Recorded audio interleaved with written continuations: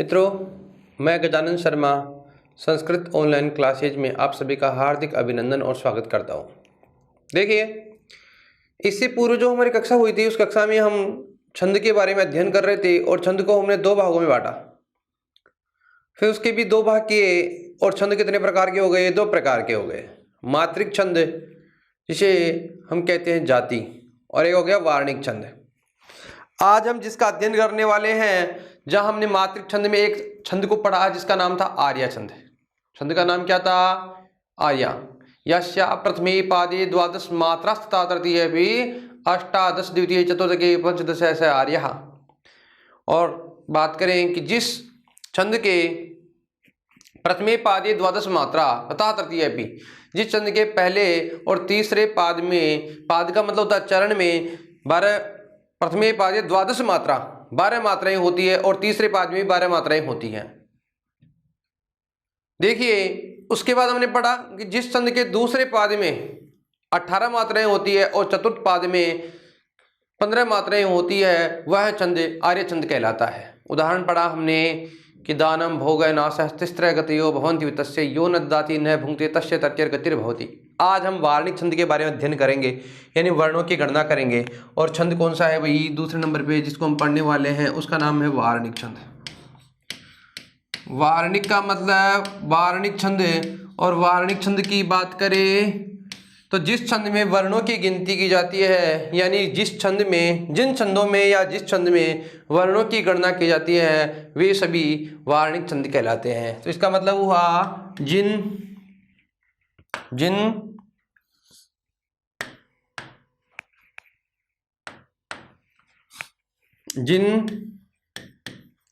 छंदों में वर्णों की गणना की जाती है,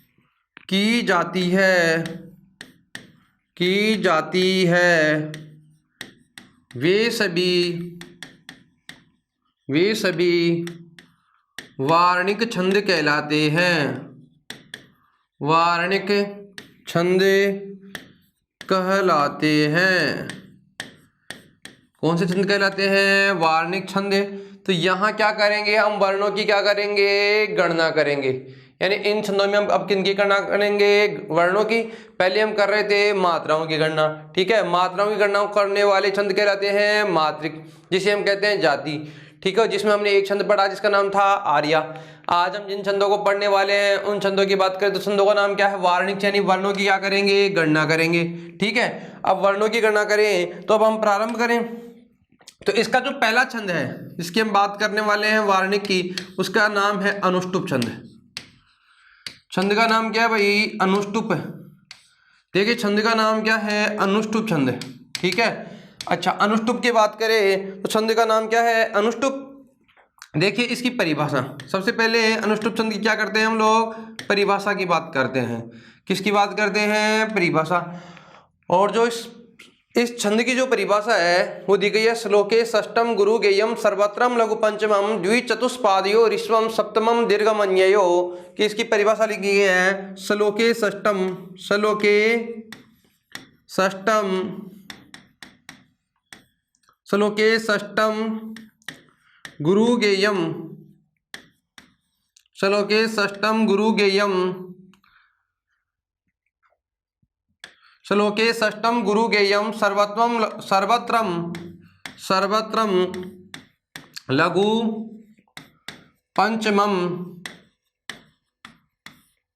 द्विचतुष्पादयो ऋष्वम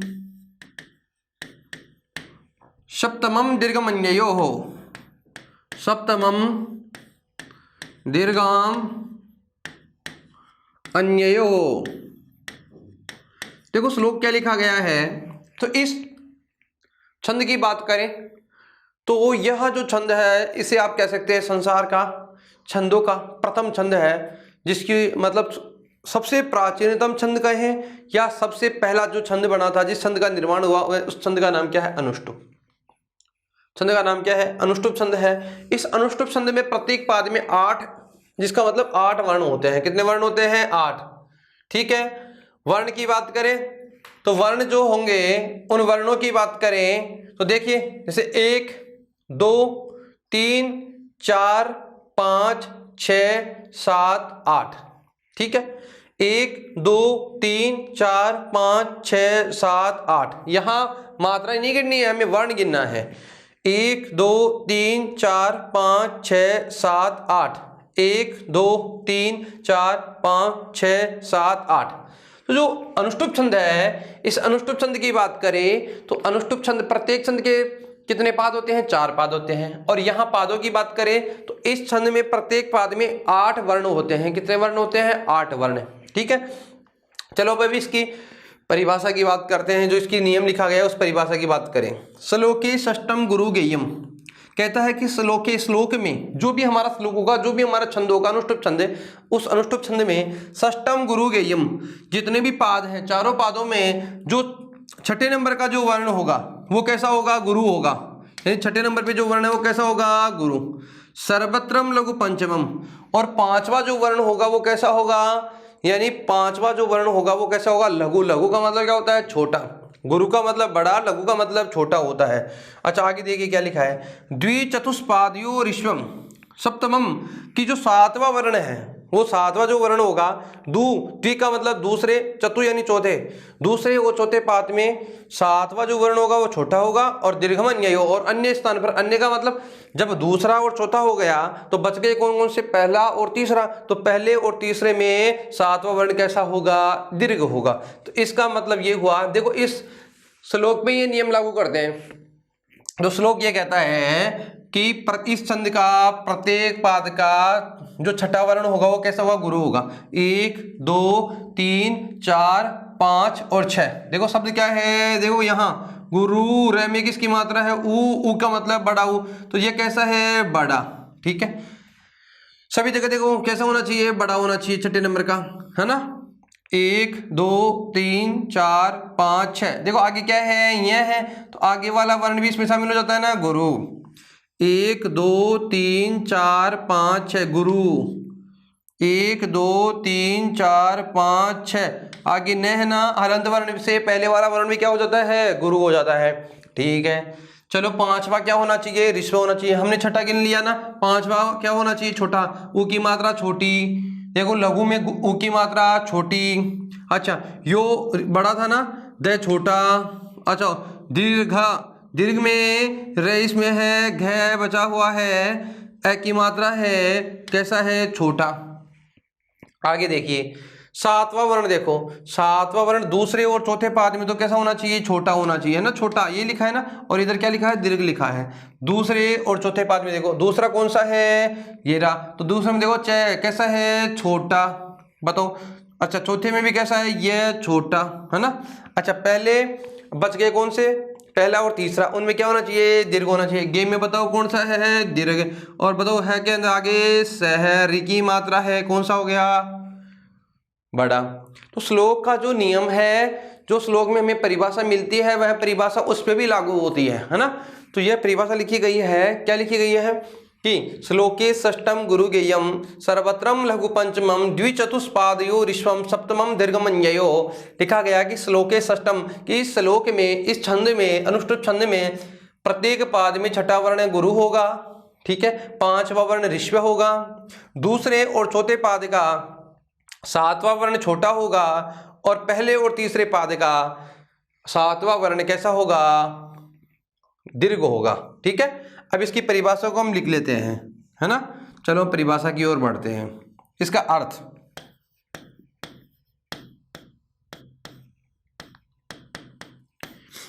इसी छंद में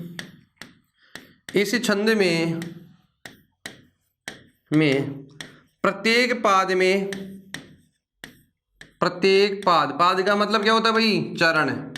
प्रत्येक पाद में 8 वर्ण होते हैं, 8 वर्ण होते हैं। अब बताओ कुल वर्ण कितने हो गए? तो एक पाद में 4 है, तो कुल कितने हो गए कुल वर्ण? तो कुल वर्णों की बात करूं तो कुल वर्ण कैसे होंगे? कुल वर्ण की बात करें तो 8 × 4 बराबर कितने हो गए? 32 वर्ण होंगे। कितने वर्ण होंगे? 32 वर्ण होंगे। अच्छा, इस परिभाषा का अर्थ लिखें। अर्थ की बात करें तो देखिए, ये तो हो गई अलग सी बात है ना। अर्थ की बात करें, देखो अर्थ में देखो क्या करना है। अर्थ में देखो, इस छंद के प्रत्येक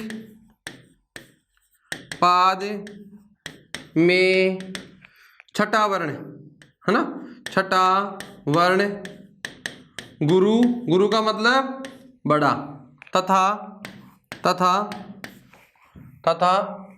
पांचवा वर्ण ऋष्व का मतलब क्या होता है भाई? छोटा, है ना। इस छंद के प्रत्येक पाद में छठा वर्ण क्या होता है? गुरु, तथा पांचवा वर्ण ऋष्व होता है। क्या होता है? ऋष्व होता है। तथा दूसरे और चौथे पाद का सातवां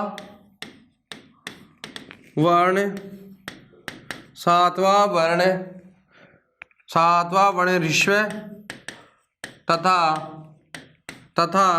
पहले और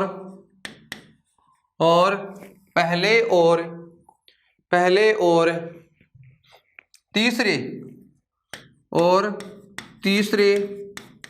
वर्ण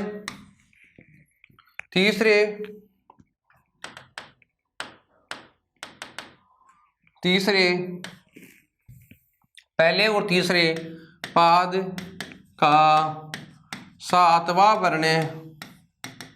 वर्ण गुरु होता है। क्या होता है? गुरु होता है। समझ गए? अभी आप ये ध्यान रखना कि जो प्रत्येक पाद है ना, पहला, दूसरा, तीसरा और चौथा, 4 पाद हो गए। तो इनमें बात करूं तो यानी जो छठा है ना, छठा वर्ण देख, वर्ण कितने हो गए? छठा वर्ण हो गया 7वां और वर्ण हो गया 5वां वर्ण है ना, छठा वर्ण और 7वां वर्ण, ये 3 वर्ण पढ़ने हैं हमें, ठीक है, चारों में। तो यहाँ क्या ध्यान रखना है आप लोगों को? इतना ध्यान रखना है कि हमें क्या करना है कि जैसे मान लो पहला वर्ण आ गया, पहला है पाद, तो पहले पाद में ये कैसा होगा? प्रत्येक पाद में क्या होगा? ऋष्व होगा, ठीक है। छठा वर्ण कैसा होगा? गुरु होगा। अच्छा, 7वां वर्ण कैसा होगा? पहले पाद की बात करूं तो बताओ 7वां कैसा होगा? गुरु होगा, ठीक है। 5वां वर्ण, छठा वर्ण और 7वां वर्ण।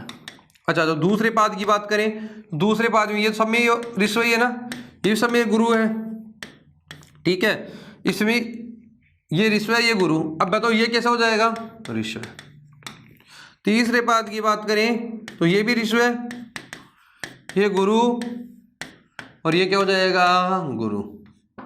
7वां जो वर्ण है उसकी बात कर रहे हैं हम लोग। आ जाओ इसमें, बताओ 5वां वर्ण कैसा होगा? 5वें की बात करें तो ये तो सब में क्या होता है? ऋष्व होता है। ये सब में क्या होता है? गुरु होता है। अब बताओ ये कैसा हो जाएगा? 7वें में ऋष्व हो जाएगा। चलो अब हम उदाहरण की ओर बढ़ते हैं। किसकी ओर बढ़ते हैं? उदाहरण की ओर।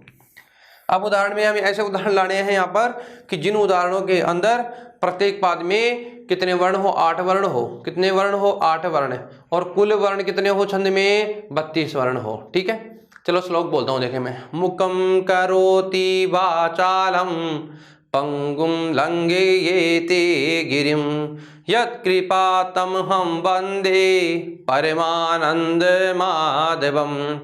जैसे वागर्था संपृक्तो वागर्था प्रतिपत्तये जगतः पितरौ वंदे पार्वती परमेश्वरौ। तो यहाँ प्रत्येक जो मैं बात कर रहा हूं इन छंदों में, यानी इन श्लोकों में कुल कितने वर्ण हैं? 32 वर्ण हैं। जैसे हमने अभी पढ़ा, मुकम करोति वाचालम, लिखता हूं मैं, मुकम करोति वाचालम पंगुम लंघयते गिरिम पंगुम लंघयते गिरिम। देखो क्या लिखा है? पंगुम लंघयते गिरिम यत कृपा तम हम वंदे परमानंद परमानंद यत्कृपा तमहं वंदे परमानंद माधवम। ये एक श्लोक है। इस श्लोक में हमें क्या करना है, देखो प्रत्येक पाद का 5वां वर्ण देखना है पहले तो 5वां देखो 1 2 3 4 5। ये 5 कैसा होना चाहिए, छोटा। 1 2 3 4 5 है ना, कैसा होना चाहिए, छोटा। 1 2 3 4 5 कैसा होना चाहिए, छोटा। 1 2 3 4 5 कैसा होना चाहिए, छोटा। प्रत्येक का छठा वर्ण कैसा होना चाहिए, गुरु। 5वां है ना, छठा गुरु, छठा गुरु, छठा है क्या, आगे ऊपर देखो अनुस्वार है, तो जिसमें अनुस्वार होता है वो वर्ण कौन सा होता है, गुरु होता है। बताओ माँ, आ की मात्रा है ना, गुरु। ठीक है, पहले और तीसरे पाद में तो होता है, अभी हमने लिखा था ना, पहले और तीसरे पाद में, यानी पहला पाद पहले और तीसरे में तो ये भी देखो गुरु है, और दूसरे और चौथे में क्या है, छोटा है। बताओ, दूसरे में देखो छोटा है क्या, गी में छोटी मात्रा है, और चौथे में ध में छोटी मात्रा है। सॉरी, हमने उल्टा लगा दिया चिन्ह थोड़ा सा।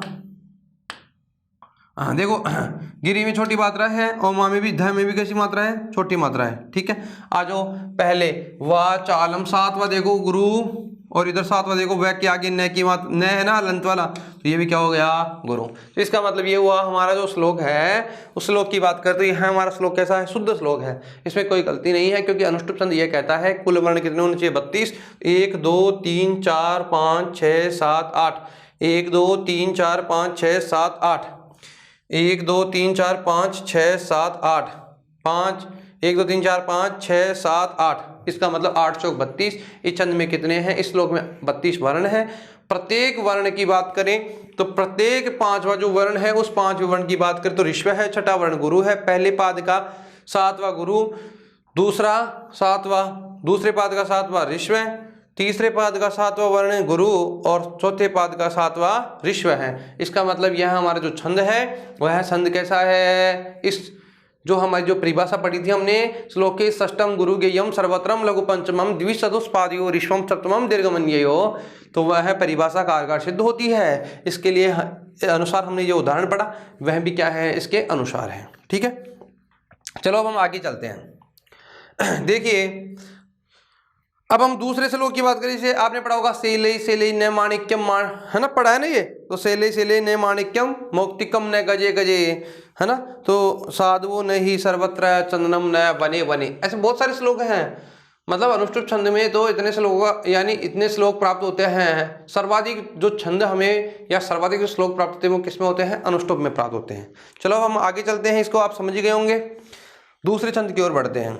अब देखो एक छंद है जिसका नाम है इंद्रवज्रा, छंद का नाम क्या है, 2, और छंद का नाम क्या है, इंद्र वज्रा छंद। छंद का नाम क्या है भैया, इंद्र वज्रा छंद। देखिए छंद का नाम क्या है, इंद्र वज्रा। इस छंद की बात करें तो आप लोग देखो, इसके ऊपर ही लिख देता हूं मैं यहाँ पे ही, इसमें कितने वर्ण आएंगे, 11 वर्ण, यानी 11 वर्ण कहाँ पे आएंगे, तो प्रत्येक पाद में कितने वर्ण आएंगे, 11 वर्ण, है ना, तो कुल कितने वर्ण होंगे, यानी प्रत्येक, इसका मतलब ये हुआ जो भी लिखा है, हमें परिभाषा पढ़ने से पहले देखो इसको क्या करना है, आपको ऐसे याद रखना है, प्रत्येक पाद में 11 वर्ण, कितने वर्ण है, 11 वर्ण, कुल 11 इंटू 4, श्लोक का मतलब 4 पाद होते हैं, कुल 44 वर्ण। अभी जो पढ़ा था इससे पहले उसमें कितने वर्ण थे, उसमें हमने पढ़े थे 32 वर्ण, तो प्रत्येक पाद में 8 वर्ण थे, कुल कितने वर्ण थे, 32, यहाँ कितने हैं, 44। चलो इसकी परिभाषा लिख लेते हैं, इसकी परिभाषा की बात करें, छंद कौन सा है, छंद का नाम है इंद्रवज्रा, छंद का नाम क्या है, इंद्रवज्रा। इसकी परिभाषा की बात करें तो लिखा है शादिंद्र वज्रा, शादिंद्र, शादिंद्र, देखो क्या लिखा है, शाद इंद्र वज्रा, वज्रा शादिंद्र वज्रा, यदि तौ जगोगः शादिंद्र वज्रा, यदि तौ जगोग, क्या लिखा है, शादिंद्र, शाद इंद्र है तो शादिंद्र वज्रा, यदि तौ जगोगे। देखो स्यात् इंद्र वज्रा यदि तौ जगोगे, इसका मतलब अब हम क्या करेंगे, जब हमारे जो ये वर्ण हम पढ़ रहे हैं ना वार्णिक छंदों में, तो अब हमारा जो वर्ण है ना गण में बदल जाएगा, है ना। और गण क्या होता है, प्रत्येक मतलब गण का मतलब होता है 3 वर्णों का समूह है। एक गण में कितने वर्ण पढ़े थे हमने, य माता राजमान सल का जो पढ़ा था आपने सूत्र पढ़ा प्रारंभ में, छंद का जो बेसिक बारे में हमने चर्चा करी थी, तब हमने पढ़ा था य माता राजमान सल का। तो वहां हमने प्रत्येक वर्ण के यानी 3-3 वर्णों का एक समूह बनाया था, उसको हम कहते हैं गण। क्या बनाते हैं भाई, गण। और गण में कितने वर्ण होते हैं, 3 वर्ण होते हैं। तो यहाँ हम लोग क्या करेंगे, 3-3 वर्णों का एक गण बनाएंगे, है ना। तो गण बनाएंगे तो देखो सूत्र क्या कहता है, स्यादिंद्र वज्रा यजितौ जगोगे। तो ये कहता है कि इस छंद के प्रत्येक पाद में यजितौ जगोगे, यगण तगण तगण जगण। देखो क्या कहता है, तो ये कहता है तौ स्यादिंद्र वज्रा यजितौ जगोगे, तो कहता है तगण तगण जगण गुरु गुरु त स्यादिंद्र वज्रा यजितौ जगोगे। इंद्र वज्र छंद कब होता है, जब क्या हो, तौ तो यानी 2 त हो, त का मतलब तगण हो, तगण हो, जगण हो, ग ग गौ, गौ का मतलब गुरु हो। कितने गुरु हो, 2 गुरु हो। इस छंद में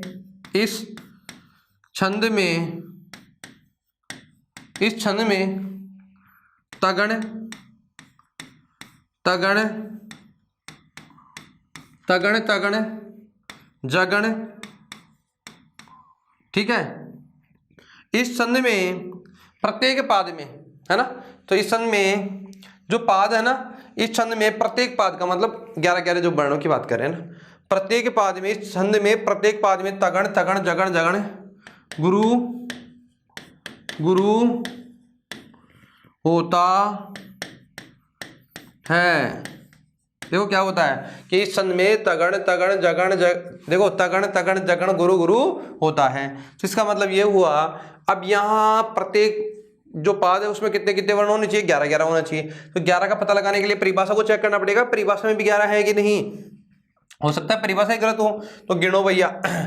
गिनना कैसे है, 1 2 3 4 5 6 7 8 9 10 11।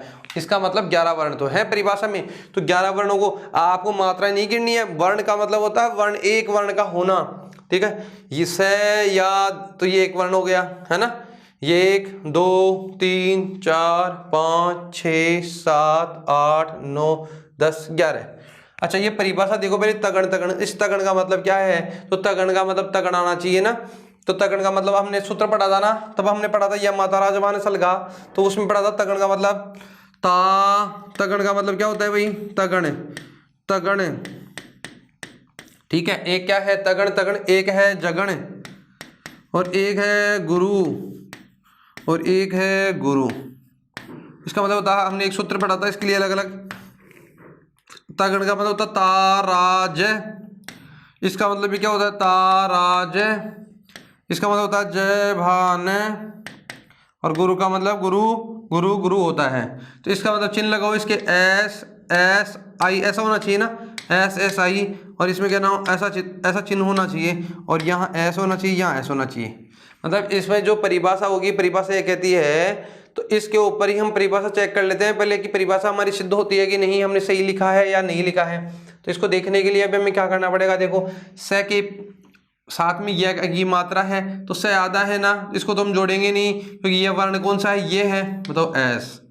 दी आके न आधा है ना, तो इसका मतलब ये भी कैसा हो गया, ठीक है, ये वाला हो गया।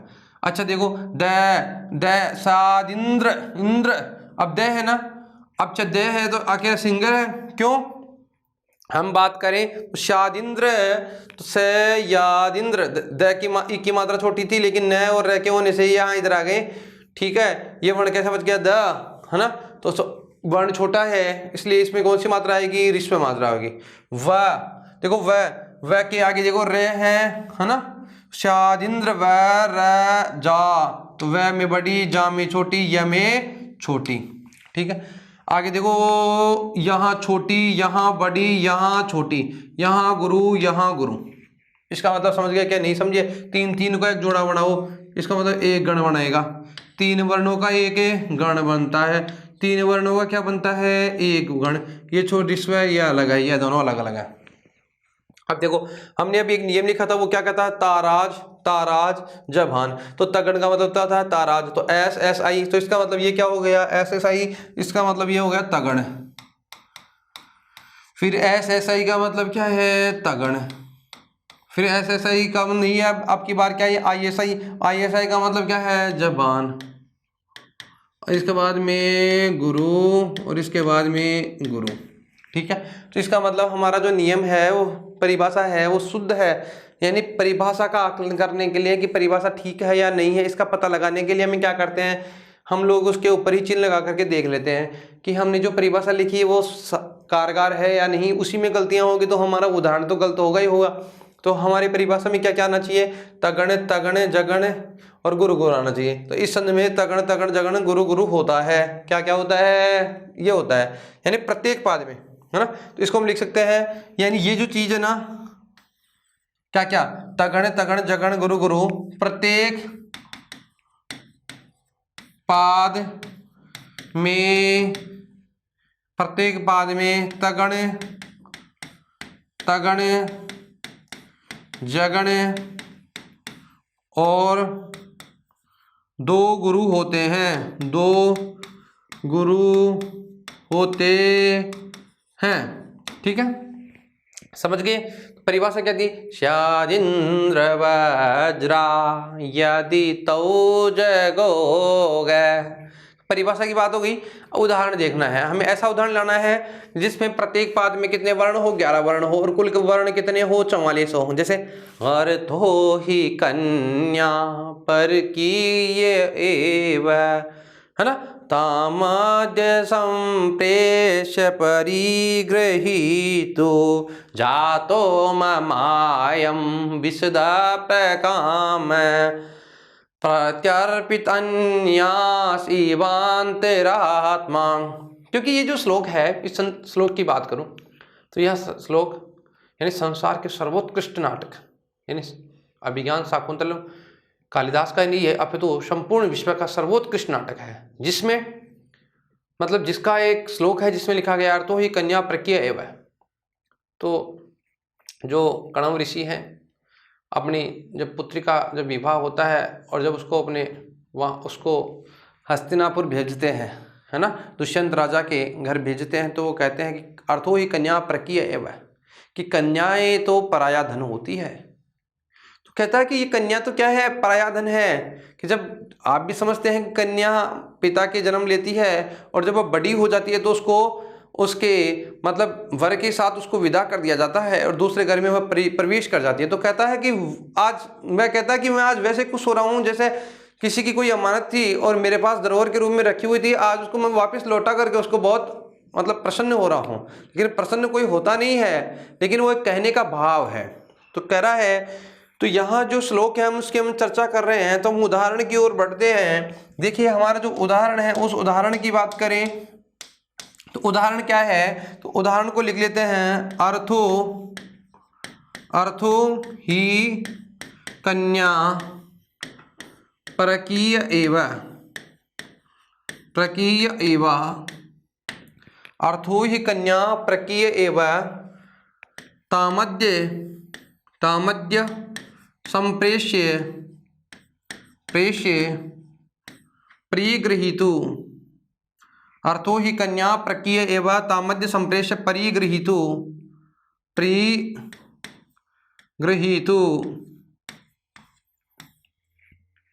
देखिए क्या लिखा है, अर्थो ही कन्या प्रकीय एव तामद्य संप्रेष्य परिगृहीतु।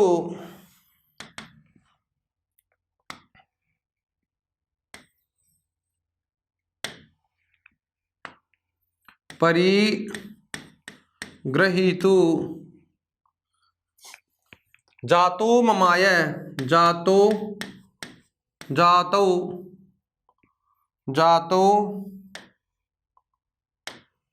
ममाय, जातो ममायम विशदः प्रकामम, जातो ममायम विशदः प्रकामम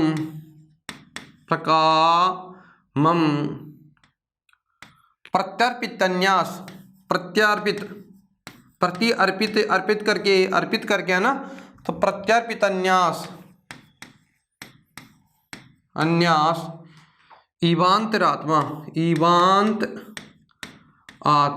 इवांतरात्मा।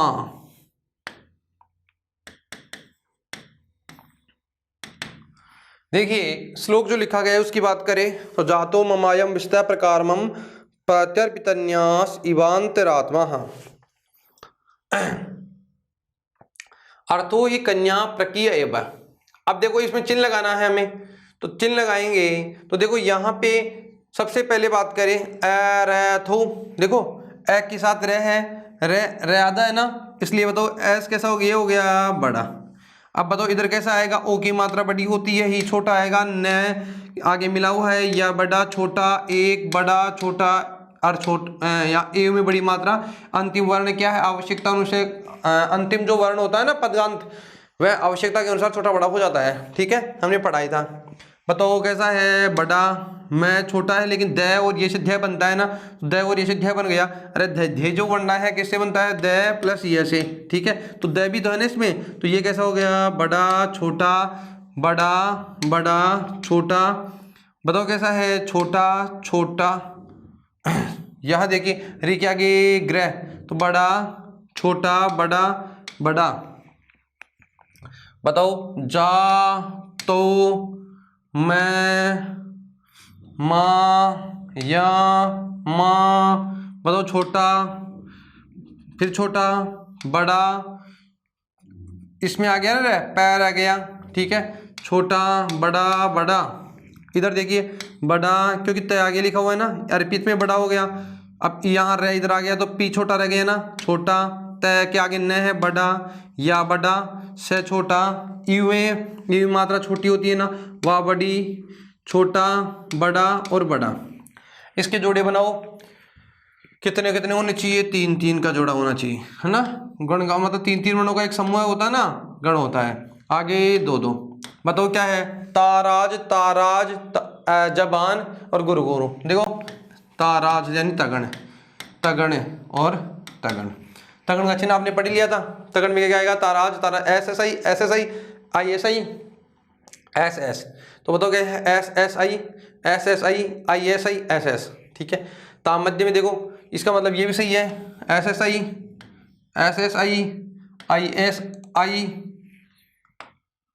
आई एस आई, एस एस। ठीक है, ताराज, ताराज, ताराज का मतलब तगण, तगण, तगण, गुरु गुरु।